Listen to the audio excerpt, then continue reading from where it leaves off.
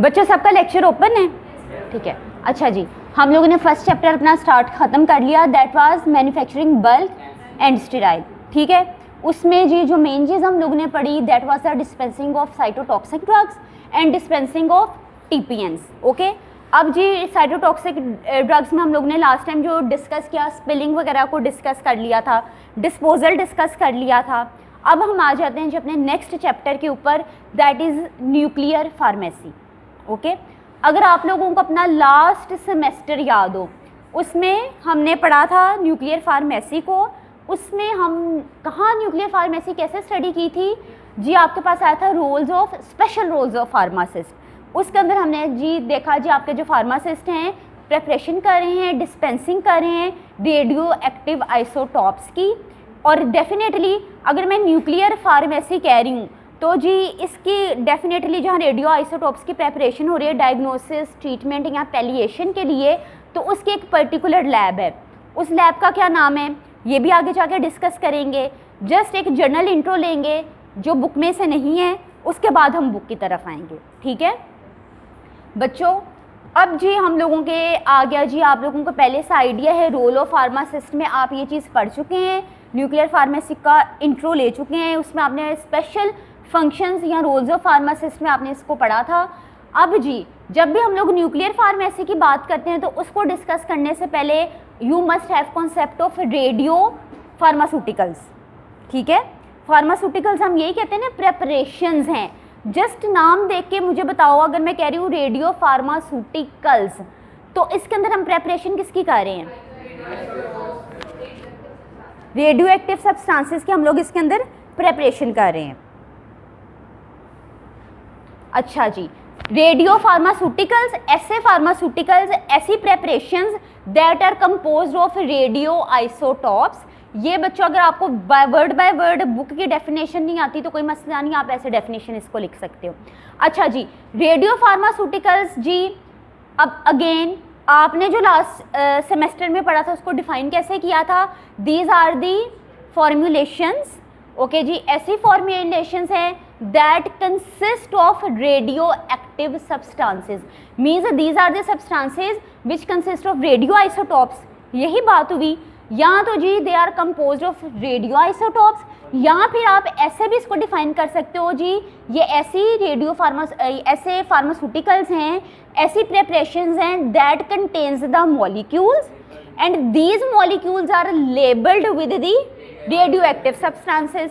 देखो ये कॉन्सेप्ट भी हम लोगों ने पढ़ा था, फिर हम लोगों ने एग्जांपल भी डिस्कस की थी, कैंसर की ट्रीटमेंट, हाइपरथायरॉयडिज्म में भी इसको देखा था।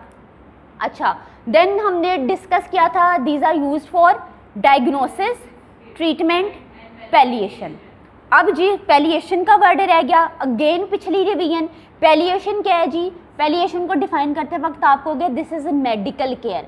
अब इसमें हम लोग ट्रीटमेंट तो नहीं ना करें, हम लोग जस्ट क्या ट्राई करें, जो पेशेंट है उसके सिम्टम्स से उसको रिलीफ किया जाए। अच्छा जी, उसकी क्वालिटी ऑफ लाइफ को इम्प्रूव किया जाए।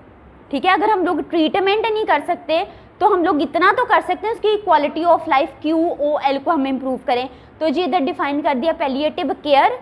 Care means this is a medical care, this is a medical care that focuses on, जिसका मेन एम क्या है, जिसका मेन फोकस क्या है? Providing patients relief from the pain and other symptoms. Okay, अगर हम ट्रीटमेंट नहीं कर सकते तो एटलीस्ट हम पैलिएशन तो करें।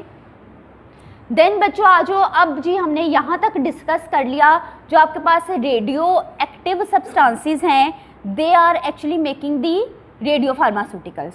अभी रेडियो एक्टिव सब्सटेंसेस के हैं, किसी को याद है लास्ट लेक्चर्स क्या था? रेडिएशंस इमिट करते हैं जी, ऐसे substances which are unstable they will emit the radiations. Radiations की वैसे कितनी टाइप्स है? Alpha, beta and gamma. Okay जी, रेडिएशंस इमिट क्यों करते हैं? बिकॉज उनका न्यूक्लियस अनस्टेबल है।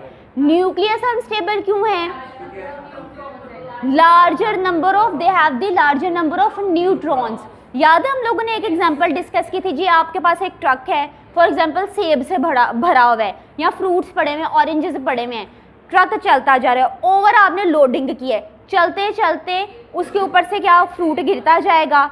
इसी तरह जी रेडियो एक्टिव सब्सटेंसेस में क्या है, न्यूक्लियस जो है उसका बिगर साइज हो गया है, उसमें न्यूट्रॉन्स ज़्यादा हैं। अब जी वो क्या करेगा, बेचारे उसने शेडिंग करनी है, शेडिंग किस चीज़ की करेगा, न्यूट्रॉन्स की, प्रोटॉन्स की शेडिंग करता जाएगा ताकि वो अपने आप को स्टेबल कर सके। और यही इसके प्रिंसिपल को हम लोग इस्तेमाल करते हैं डायग्नोसिस के लिए भी। ठीक है बच्चों, अभी इधर आपके पास आ गया रेडियो एक्टिव सब्सटेंसेज हैं जी, they will emit the radiations. Radiations के आपके पास इधर टाइप आ गई alpha, beta and gamma. Okay जी, अब जी आइसोटॉप्स, रेडियो एक्टिव आइसोटॉप्स क्या हैं, they have the same number of protons but they have the different number of neutrons. देखना आयोडीन के हम कहते हैं इतने ज़्यादा आइसोटॉप्स हैं, उनमें डिफरेंस कहाँ पे आ रहा है, न्यूट्रॉन्स के नंबर के अंदर आ रहा है। अच्छा जी, अब जी अगेन आपसे मैं क्वेश्चन करती हूँ, why what causes isotopes to be unstable. Unstabilities की किसकी वजह से है बच्चों, due to greater number of the neutrons, इसकी वजह से दीज आर अनस्टेबल। अच्छा, अगर अनस्टेबल है definitely they will shed these extras, तो जी वो अपने न्यूट्रॉन्स को, प्रोटॉन्स को शेड करेंगे ताकि किसी ना किसी तरीके से वो अपने न्यूक्लियस को स्टेबल करें। क्लियर। अच्छा जी, अब इसकी एग्जांपल हमने कहा ना, नंबर ऑफ प्रोटॉन्स सेम है, नंबर ऑफ न्यूट्रॉन्स वेरी करते जाने। अगर हम लोग बच्चों इधर आयोडीन की बात करें, लास्ट सेमेस्टर में हम लोगों ने डिस्कस किया था, we have 37 isotopes of the iodine. ठीक है, 37 आइसोटॉप्स हैं आपके पास आयोडीन के।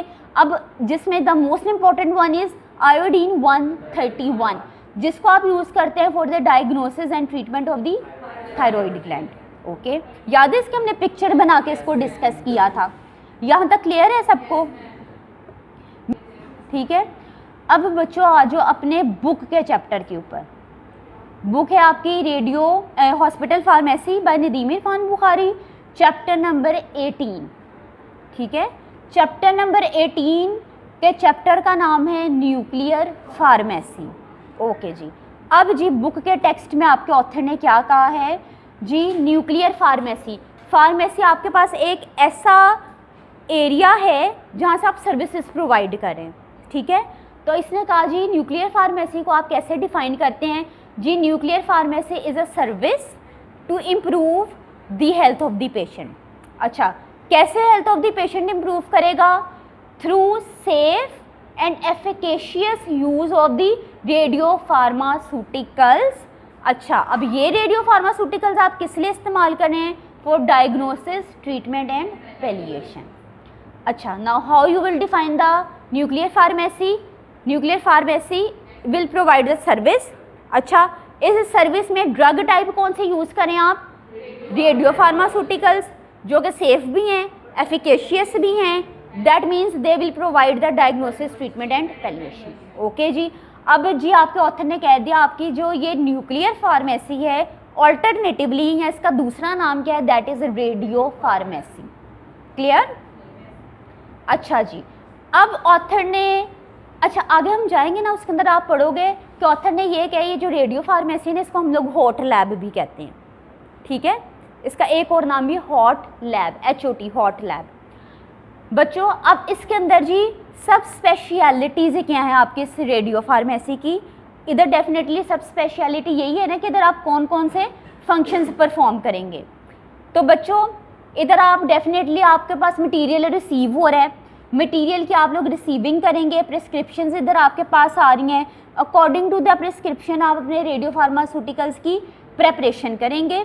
ओके, इधर क्वालिटी कंट्रोल होगी, उसकी चेकिंग करेंगे, आप अपने प्रेपरेशंस की स्टोरेज करेंगे, उसके डिस्पेंसिंग करेंगे, जो एक फार्मासिस्ट का मेन काम है।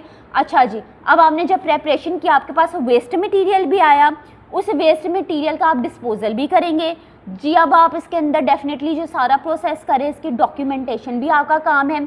आप इस फार्मेसी के अंदर रिसर्च वर्क भी कर सकते हैं। क्लियर जी, आपने ये सारे काम किए।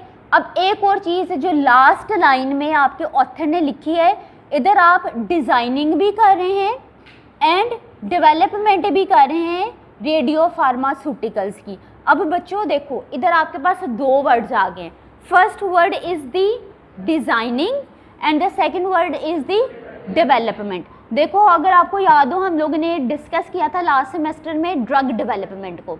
मैंने आपको क्या कहा था, ये प्रोसेस कहाँ से स्टार्ट होता है, कॉन्सेप्ट से, थिंकिंग से जी। आपके थिंकिंग से, आपके कॉन्सेप्ट से, आपके आइडिया से ये प्रोसेस स्टार्ट हुआ।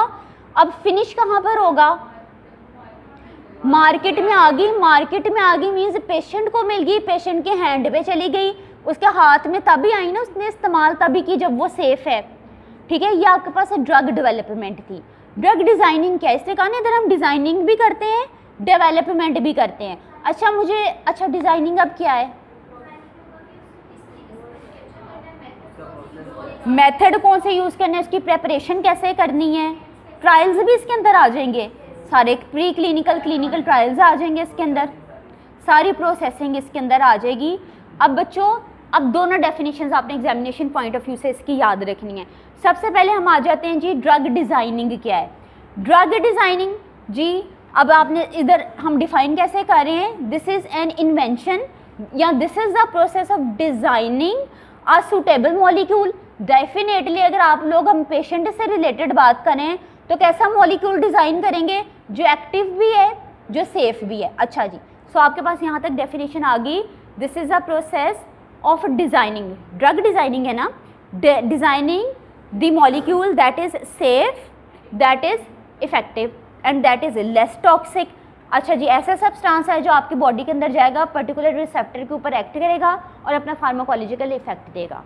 This is the drug designing. अच्छा जी, और दूसरे तरीके से इसने कैसे इसको डिफाइन किया, दिस इज़ दी, क्या वर्ड इधर लिखा हुआ है, inventive process of finding a new medication, जो कि अपने बायोलॉजिकल टारगेट पे जाकर एक्ट करेगी और अपना फार्माकोलॉजिकल इफेक्ट प्रोड्यूस करेगी। क्लियर।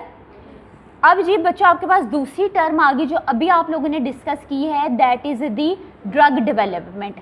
यहाँ से आपको आइडिया हो गया कि आपके पास जो ड्रग डेवलपमेंट है that is a broader term, जबकि drug designing is actually the part of the drug development. अब drug development is the process, दोनों प्रोसेसेस है ना, this is also the process of establishing and marketing a safe stable drug. जी आपके drug जब market में आती है वो सारा प्रोसेस भी इसके अंदर इंक्लूडेड है, थिंकिंग से लेके मार्केट में आए, मार्केट के बाद पेशेंट के हैंड में आई, जी पेशेंट इसको यूज़ करे, सेफ है तो यूज़ करे। So this is actually the drug development, patient के हाथ में मेडिसिन आने तक is the process of the drug development. इसमें जिसका मतलब ये ब्रॉडर टर्म है, इसमें सारी वो बातें जो ड्रग डिज़ाइनिंग के वो भी आ जाएंगी, यानी कि आपके इसके अंदर प्री क्लिनिकल ट्रायल्स भी आ गए, क्लिनिकल टेस्टिंग भी आ गई, जो आपके जितने रेगुलेटरी प्रोसेस है, जितने लॉज हैं जो आप फोरेंसिक पढ़ेंगे आगे जाके, वो सारी बातें इसके अंदर आ जाएंगी। क्लियर। अच्छा बच्चों, तो ये आपके पास इतना ये इंट्रोडक्शन है रेडियो फार्मेसी का। अब ये हम लोगों ने बुक से स्टार्ट कर लिया, मज़ीद इसको आगे पढ़ेंगे, विद एग्जांपल्स पढ़ेंगे, ठीक है। अब देखो इसके अंदर आगे वर्ड यूज़ किया है कि आपकी जो रेडियो फार्मेसी है, जैसे भी हमने लेक्चर के स्टार्ट में डिस्कस किया, इसको दूसरा नाम इसका क्या मेंशन है, हॉट लेबोरेटरी रेडियो फार्मेसी भी इसको कहते हैं, या हॉट लैब कह लो। अच्छा जी, इसके नाम है, इन्होंने कहा जी इसको हम लोग इसलिए कहते हैं because in it we are using the hot materials. Hot materials इन्हें क्यों कह रहे हैं भाई, ऐसे सब्सटेंसेस हैं which are emitting the radiations. अच्छा जी, अब आपके ऑथर ने आगे कह दिया कि अगर आप रेडियो फार्मास्यूटिकल वर्ड के ऊपर देखो, that is actually composed of 2 words. First word है आपके पास है रेडियो एक्टिव, सेकेंड वर्ड आपके पास है फार्मास्यूटिकल्स। आपको पता है जी रेडियो एक्टिव का क्या मतलब है, ऐसा सब्सटेंस है जिसका न्यूक्लियस अनस्टेबल है। अच्छा, फार्मास्यूटिकल्स मीन्स हम फॉर्म्यूलेशन की बात करें, तो उसने कह दिया जी अब आपके ये जो रेडियो फार्मास्यूटिकल्स हैं ये आपके ऐसे मेडिसिनल प्रोडक्ट्स हैं that are containing the radionuclide. अब देखो मैंने अब जो येलो में मैंने पार्ट इंडिकेट किया है ना, लिखा है, मेंशन किया है, इट मीन्स वो बुक में नहीं है, वो आपके समझने के लिए है। रेडियो न्यूक्लियाइड कोई डिफरेंट टर्म नहीं है, this is actually the radio isotope, जो कि एक ऐसा एटम है that is unstable because of the neutrons, और this is the main part of the radio pharmaceuticals. Clear बच्चों, अब इसको रिवाइज करो, फिर मैं क्वेश्चनिंग करती हूँ इसमें से।